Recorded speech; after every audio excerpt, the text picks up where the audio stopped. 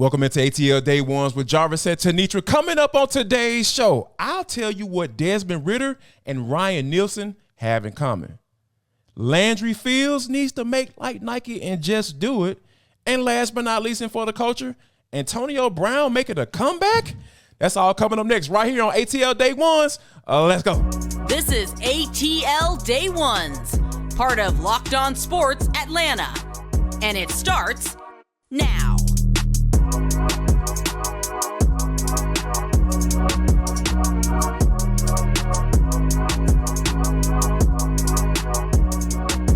I want to start off by saying thank you for making ATL Day Ones your first listen of the day. Remember, we are free and available wherever you download your podcast. And wherever you download your podcast, make sure that you leave us a 5-star review. Really appreciate that from you in advance. It is ATL Day Ones, part of the Locked On Podcast Network, your team every day.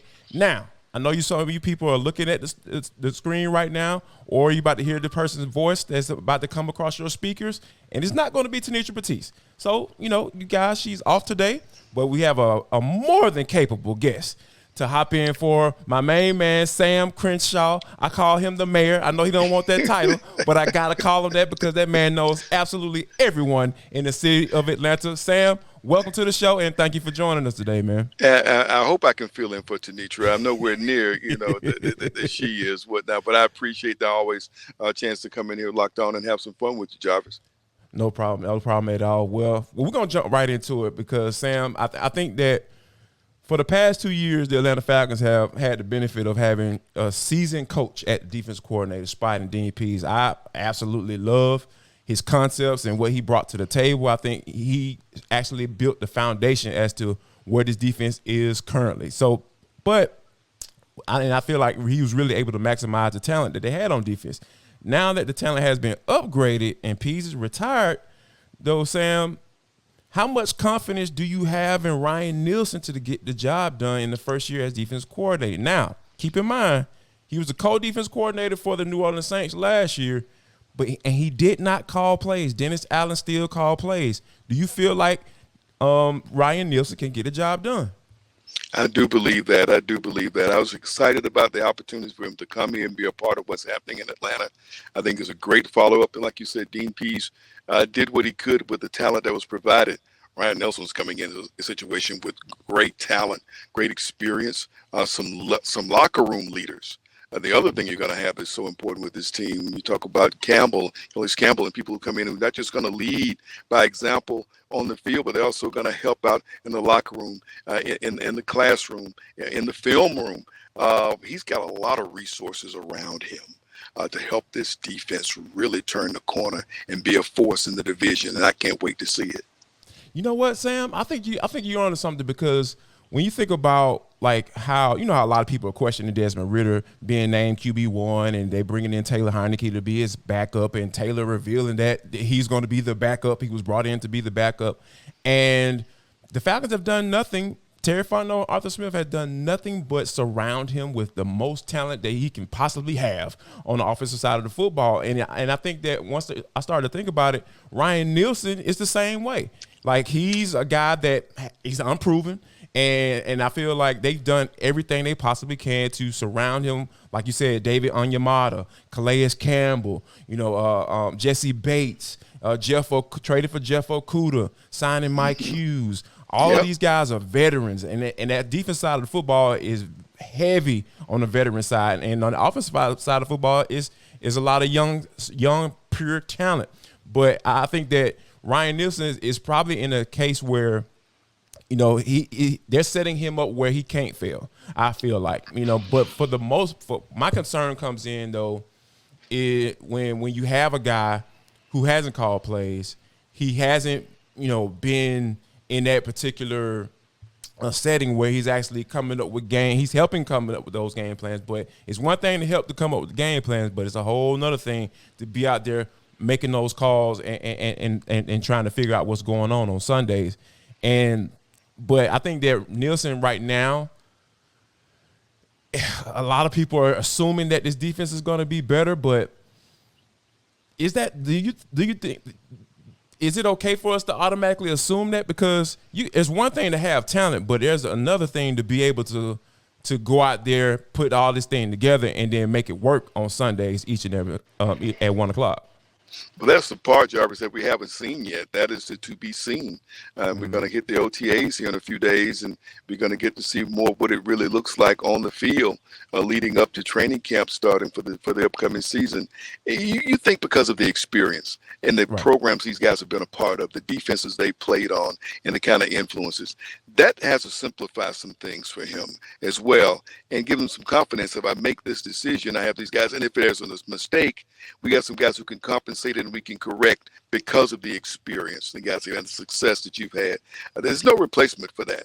But having guys who are experienced and success, they're going to grasp what he puts out there for them to do and do the best job of their ability. You just feel better because there's a different level of talent for this defensive unit. The expectation, we expect more sacks and more pressure on the quarterback. And that's something that my goodness, we ain't seen that around here in years.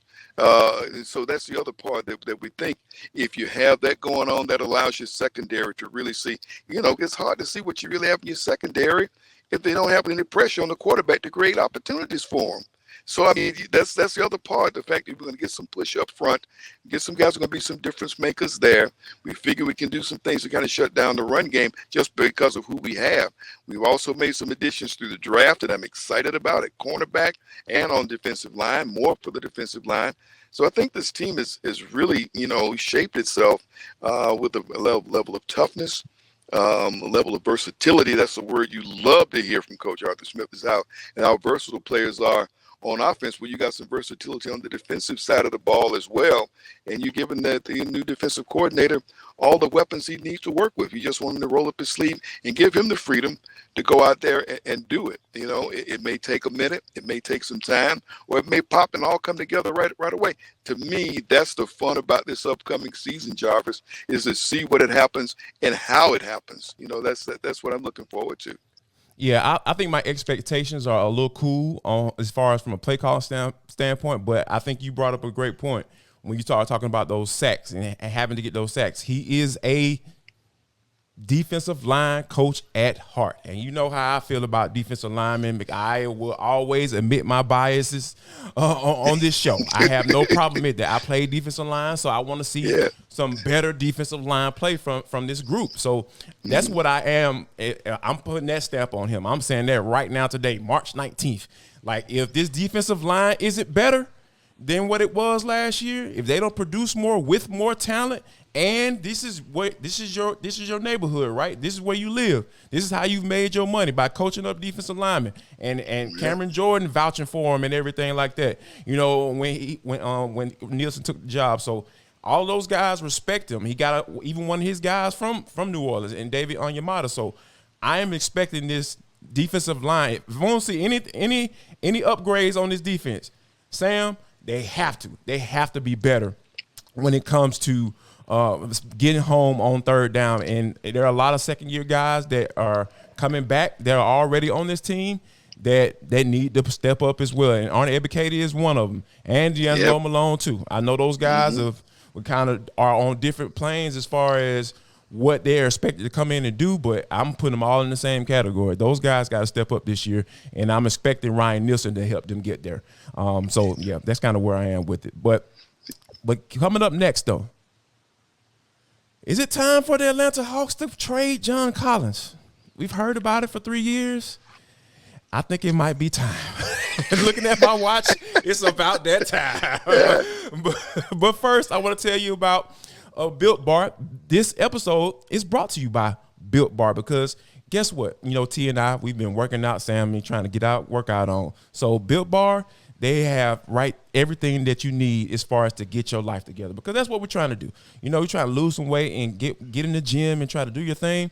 Built Bar has the selections that you want. I'm talking about from churro to peanut butter brownie to coconut. They have all the different flavors, and guess what? They got the protein too. Up to 17 grams of protein in that bad boy. Only 4 grams of sugar. So you have to worry about that as well. So, and guess what? For all the people who are out there and you want to go to a store and go pick you up some, how about this? You can go to Walmart and Sam's Club. Me personally, I like to go to Sam's Clubs because I want the big boy box. I'm a big man. I want to get the big boy box. But if you're not a big person or a big man, that's okay. You can go to Walmart and get you a 4-bar box and keep it right there in your middle console right before you go to the gym. So guess what? If you want to go at Built Bar and go to Built.com, that's all well and good. But, hey, if you want to go to the store, you can go there as well. The Atlanta Hawks season has come to a close. Been closed for quite some time. But I think that when you start thinking about the offseason and what they need to do in order to be better, and in order to not bow out in the first round, and they have some tough decisions to make. When you think about Landry and Quin Snyder, now in the fold and making some decisions, Quin Snyder has a little say-so as far as with personnel, and then Landry is in this role for the first time. I think that when you look at what, John Collins has done since he's been here, he's earned a contract, 5 years, $125 million extension back in 2021. But he has been in the center of the trade rumors, and rightfully so, because his play on his court has kind of warranted that. So I think right now, given where the Hawks are, Sam, given what the results have been for the past 2 years and bound out in the first round, with all the rumors and everything that have been going on, is it finally time now for the Hawks to trade John Collins? Man, that's a great question. You think of the time. Time is the word that you think, because is it time or maybe past time? Because when these trade rumors started, there was a lot of value for him. Right. He was playing, he was producing at a different level. Getting better every year. Yep, he was getting better now. And this year, maybe it was the idea of having that hanging over his head, the possibility of the trade just made him hesitant, and he just didn't have the kind of games that we wanted to see consistently. We see him have one every now and then, say, well, maybe he's getting going now. Or maybe he's going to get, and it just wouldn't happen for him. Great community person, great team person, great, all that type thing. Yeah. But this team is at a stage right now where there's a level of expectation because of what happened a couple of years ago. People still expect something. And I say that, Jarvis, because the fans still showed up. This team is coming off a season where they set a record for home sellouts in a season. Yeah. Home sellouts, they set a record. They come out. Absolutely. And these are not people showing up just because LeBron is playing, or in the past because Kobe's in town. These are season ticket holders. These are people who are invested in your home team. You owe these people. The ownership owes these people to go out this offseason and do something to make a difference. And you've been in this city a long time. You know how the love affair has always been. This has always been a great NBA town. But Absolutely. The NBA fans have not always loved their NBA team. They've come out to support whatever star was coming through town. People are coming out now because they're showing love for their NBA team. They're showing we're ready to support you. You've shown us, you brought in a talent, a superstar player. We want to get behind him, get the right talent around this person so that this team can be what it's supposed to be. Think about the East this year. The East has been a toss-up. Who saw the team? You know what I mean? Especially once Milwaukee was done, it was a toss-up. And it's still not over yet. We still may see Miami get there because if it comes down to the coach. 8 seed, Sam? God, you know what I mean? An 8 seed that we beat. That the Hawks beat. Yes. Even the Hawks beat in the play-in tournament. So, I mean, that tells you a lot right there. And I'm sure that, the fans here in town said, okay, we beat these guys, and so, why can't we get the rest that we need, to make our team be competitive and be where they're supposed to be, one of the best teams in the East. So, if it's time for him to go, the question is now, who do we deal for him? What do we go along with him? And what can we get in return? That's the thing, Jarvis. What do we get in return? That's a really good question, and I'm glad you asked, Sam, because you know me, I feel like it's time. It's been time. It's time to get this man up out of here, and for all the reasons you just listed. Now I know I've been hard on JC. I've been hard on him because I feel like sometimes he likes to just talk all the time and don't do enough playing. He do a lot of talking, but he don't do enough playing and key moments, and crucial moments. So, but I do think it's time for him to go, and I think that the Hawks need to not only for those reasons, but here's another reason. Now we know the new CBA has come into play, and then there are some things that they call aprons, So anything over that salary cap, they're gonna start hitting you for those luxury taxes, Sam. And I really and Tony Ressler has never paid the luxury tax since he purchased the team back in 2014. So when I think about that financial aspect of it and the basketball aspect of it, and given what John's contract is right now, I really feel like that the Hawks are finally going to make a move. But because I don't feel like Tony Ressler is at the point where he's at ease with paying that luxury tax. I know he's talked about paying that luxury tax, but when you have a guy like Dejounte Murray who's going into his last year of his contract, guess what, folks? According to this CBA, I looked at that bad boy this morning, and like that man will not sign an extension right now. I promise you, he's going to go into free agent because if financially it only makes sense for him to go into free agency because he's going to – that's the only way he's going to be able to maximize the amount of money that he's going to be able to get.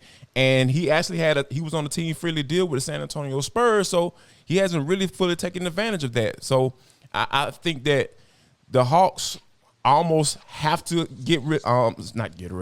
sign and trade John Collins, and see what you can get for him. And as far as what you can get for him right now, like I don't even think you can get a starter for him. I think you're going to be able to get some good guys to be able to come off the bench, maybe somebody who has some starter potential. But I think if you can get some guys that coming off the bench, I saw a trade for the Indiana Pacers, a trade that the Indiana Pacers might be interested in trading for him, and it was guys like Chris Duarte and another guy who comes off the bench for the Pacers, and I was just like, that's kind of where we are right now when it comes to John Collins. You're not getting a starter for him. You're not getting a first-round pick for him. You're more than likely going to get some guys that can come in and contribute coming off the bench and maybe be a spot starter for you.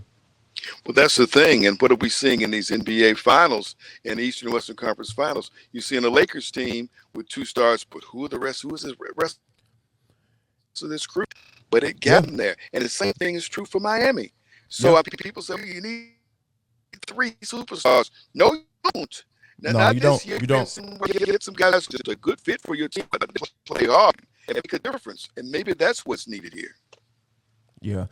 And I think that given reason why I feel like you don't need the 3 superstars, I'm with you on that, is because the dudes in the league are getting older. I don't know about you, but I watched that game last night between the Lakers and the Nuggets. Shoot, the Lakers might get swept. I picked the Lakers coming into this series, but they about to get swept. So I feel like the Hawks got to make this. It is so crucial for them to make the right decision when it comes as far as who comes and who stays and who goes, because it's a changing of the guard in the league. Like you got guys like John Morant, who you looking at the Memphis Grizzlies, they were going to be contenders, but he don't know how to act right. So the Western Conference is basically up for grabs. Yeah. We don't talk about Ja. It's a whole different conversation. It is. Face of the league. Yep. We can't even get into it. We don't have time today. That'll be going. That'll be going way long for us to talk with it. But I do feel like this team is primed for making some decisions. A little veteran presence. I think this team has missed, and that's something else to think about too. Absolutely. And those are some of the guys that you won't have to pay as much money for. And I feel that's why I feel like those are type of the deals that I feel like Landry Fields is going to be looking for when John Collins actually comes off the trade block and goes to another team.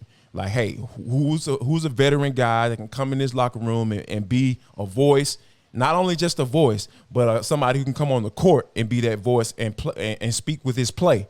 And not necessarily just be a guy to just, be a Udonis Haslem and out here just being a locker room guy. Well, the Hawks don't need that. They need somebody who can come in that been there, done that, and know how to play as well. So like somebody like a Bobby Portis, like I would love for the Hawks to get their hands on somebody like that, man. Or just like who Miami has with Kyle Lowry. That's kind of what a guy who's been there, a guy who's won it, and a guy who's going to command that attention. Those guys, the Hawks, a lot of youth. A lot of youth, and a player like that who's been there, they've seen him go all the way. When he says, hey, look, this is how it goes, they're going to follow. They're going to shut up and, like I said, they're going to shut up and listen. And so Yeah. you got to the team needs to look for a little bit of that kind of presence for the upcoming season. And one thing that I hope this isn't true is the fact that, you know, when you look at like Dejounte going into the last year of his contract, do they have to get rid of John Collins in order to even think about being able to pay Dejounte Murray? Do you think that's true? I don't know. I mean, you came in and you still want to see him be the better fit for the role. And then when they had a role for him to be this tag team partner for Trey, and it was hit and miss. It was hit and miss. It was. Some. But this team bottled it up in the Boston series. They bottled it up in the postseason to get the win at Miami. They went up and got an impressive win up at Boston. And they did that. And so we're like, where was that all season? Where was it all? Come on, That's man. the thing that made me mad. Where the heck was that at all season long? It's nice to see he could dial it up in the postseason against a Boston team that was really rolling at that time. But my thing is, you want to see it, take for doing the season, have the necessary pieces to do it. And I think just like that veteran voice just makes a difference. It doesn't have to be a starter. It can be somebody that comes off the bench. That's what helps Miami. Kyle Lowry comes out and he runs the second unit. But you got a guy running your second unit who's won a championship. I mean, my goodness, so I mean, that's the type of presence that needs to be added, with this Hawks team. I wholeheartedly agree. Speaking of presence, Antonio Brown has a little bit of a presence. How about this? He's making a comeback. We'll tell you exactly where next, right here on ATL Day Ones. But first, I want to say a big, big thank you to all our everydayers. You guys have come to us each and every day, Monday through Friday. We really appreciate you. And how about this? Once you guys come, how about this? Why you just drop a comment in the comment box and give all the other listeners and viewers some FOMO, because, they aren't everydayers. They don't come to every day like you do. Go ahead and brag on yourself and drop a comment in the comment box right there, right down there. All you got to do. Hey, I'm an everydayer, Jarvis. I really appreciate you. And guess what? I appreciate you as well. But Sam, this is For the Culture. It is the intersection between sports, entertainment, the culture, and sometimes whatever the hell we want to talk about, because that's just how we get down on this show. Today is no different. Now, Antonio Brown has been a polarizing figure ever since he got kicked out of the game against the New York Jets when he was playing with Tom Brady down for the Tampa Bay Buccaneers. Now, this started off as a good story, Sam. Let me tell you this, because T and I talked about Antonio Brown purchasing or having some stake in the Albany Empire, which is an arena football team. And it was for the team that his father played for, Hollywood Brown, who was an absolute legend in the arena football world. And I played in the Deuce. That's what we affectionately refer to it as. It was Arena 2. And all I heard was about Hollywood Brown. But I did not know that his son is Antonio Brown. So I was really feeling good about his story. But now, as of May 19th, Sam, he's saying there are reports that he was saying that he did not own the team. He's also saying he was a foreign national. For those you don't know, that means he's saying that he wasn't born in the United States. And allegedly, he's supposed to be playing for the Albany Empire on May the 27th, a little bit over a week from now. Sam, what is going on with this guy? What is going on with Antonio Brown right now? Man, it's hard to say, Jarvis. It's so hard to say. Just a phenomenal talent. We know what the guy can do on the field when he's got things going in the right direction. What an opportunity you had down at Tampa Bay. You're on a Super Bowl team. For all that has gone wrong in your life, you land on a chance with a team with an opportunity to go and play in the Super Bowl and do that. And he still couldn't keep things in line. And that's, to have someone like Tom Brady pulling for you. He was living in Brady's house. Yeah. Okay, my big question is, if he's on this team, where does he stand? Tom Brady ain't taking him back in. No. You know what though? In all the leagues, we're talking about the arena, and it's good to see arena return. It's been down for a while. Good to see arena back, along with XFL and USFL. It's football, and we love football. We'll watch football whenever you play it and wherever you play it. But also, it's an opportunity for guys to play their way into a camp. And in his case, it'll be an opportunity for him to play his way back onto an NFL roster if, and that's if, he can keep things, and be a positive influence, on that team, do the things that, of course, NFL scouts will watch. I'll tell you who, we may not watch it on TV. Other folks may not watch it on the stream, wherever it's going to be, but I'll tell you who will be watching. NFL executives and NFL scouts will be watching to see what of his ability, to see how he's doing things off the field, and see if he might be a good fit to add to their roster. So they will be watching. Yeah, I think it's going to be interesting. Like, I don't know, like, it just, I hate to act like pose as a psychiatrist or a mental health expert, but it seems like it's something really going on mentally with this guy, man, because when you're saying certain things that really don't make sense and you're denying reports of, because we literally saw the press conference where you were standing up there with your daddy, as a owner or as a partial owner of that team. And then there was not too long after that report came out, he had got into it with a security guard. The security guard was trying to kick him out and all this stuff. It was just a lot of stuff. Like, it really seems like a lot of stuff follows this dude. But at the end of the day, the bottom line is that he initiates it, and that's who he is. That's a part of who he is. And I think that him trying to, have some NFL scouts looking at him and all that stuff, I think that's the last thing that he need to be concerned about, because, man, I think this dude really needs some help, because I really look at these as crying out. He's crying out right now, and I think somebody needs to reach out to him. I don't know who that is. I don't even know if his father can get to him like this, but he needs to sit down somewhere, as my elders used to say back in the day. Man, sit your butt down somewhere and and go get some help. Yeah, go and get life together. And as you say, and I agree with you, that's priority one. Is go and get life together. Go and get the things and see if you can get to the root of things and really make that turn. And maybe in that turn, it's not for him to return to the NFL, but it's that thing that will allow him to thrive and survive. How about that?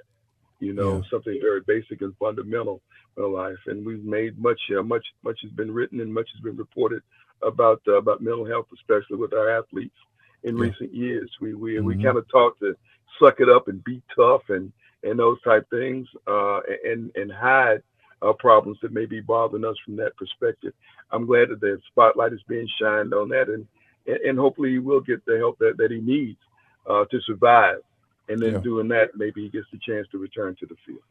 Yeah, I'm with you on that, because I've come to the point in my life, Sam, where, like, I don't mind expressing my feelings. I don't mind saying that, hey, I'm tired. Hey, I'm hurt. You hurt me. All those words that we were told or taught not to say growing up or coming up, in that generation. Like, I'm so past that now, man, because, like, it's all about, like you're saying, surviving, and not only surviving, getting to the point where you can live and enjoy what you've achieved, because he's achieved a lot. He won a Super Bowl ring in 2020. He's been all pro, and I stand on the top of a mountain and screaming that, hey, this man deserves to be in the Hall of Fame as well, because who was better than him when he was out there playing and not having to worry about all these issues off the field? It's not many guys that you can name that's in that category. Right. So, I think that hopefully we'll get to a point where we're not talking about issues and stuff he's dealing with and all that stuff, and we'll get to the point where, like, you know what, man, AB actually finally turned that bad boy around. And that's the conversation that I would like to have at some point. Now, we may never have it, but, I'm definitely rooting for the former. For sure. Absolutely. And Sam, man, I want to appreciate you, man. Every time you come on the show, I swear it goes by in like 5 minutes. I really, I mean, they say time flies when you're having fun, right? Time flies when you're talking sports with somebody you care about, man. And I really appreciate you and so proud of you and everything that you're doing, everything that you've done. Always catch you on Sports Extra when you show up on now with Maria on Sunday nights. And man, just really proud of how you're continuing to grow and climb. So I appreciate you. No problem. I thank you so much. And we thank you guys for making ATL Day One your first listen of the day. And we appreciate all the everydayers. Remember, all you got to do is to flex on the people. Drop a comment in the comment box. Hey, I'm an everydayer, Jarvis. Hey, I'm an everydayer, Tanitra. Hey, I saw Sam on ATL Day Ones. I'm an everydayer, Sam. Why don't you come and check us out each and every day? So, yeah, we appreciate you guys for that. And last but not least, before we get out of here, I do this each and every day, Sam. If you don't do anything else, not just you, Sam, but everybody who's listening and watching this show right now, make sure that you share love, show love, and most importantly, spread love.